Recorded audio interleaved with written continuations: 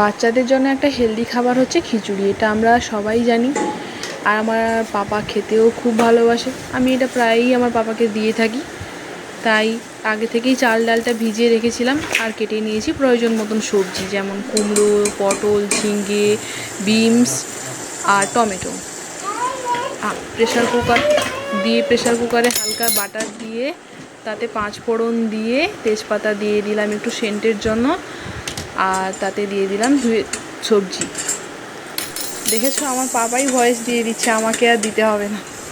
সবজিগুলো দিয়ে হালকা ভেজে নিয়ে তাতে দিয়ে দিলাম ধুয়ে রাখা চাল আর ডাল, সেটাও হালকা ভেজে নিয়ে দিয়ে দিলাম প্রয়োজন মতন হলুদ আর স্বাদ মতন লবণ দিয়েই প্রেশার কুকারটা লাগিয়ে দিলাম। 10টা মতন সিটি দিয়েই নামিয়ে দিব গরম গরম খিচুড়ি। আমার পাপা কিন্তু এটা খেয়ে খুবই খুশি হয়েছে, পাপা খুশি মনে মাও খুশি। তোমরাও কিন্তু চাইলে তোমাদের বেবিকে দিতে পারো, এটা খুবই হেলদি অ্যান্ড টেস্টি খাবার। প্রায় বাচ্চা এটা খেতে খুবই ভালোবাসে, তোমরাও চাইলে সবাই দিতে পারো। টাটা।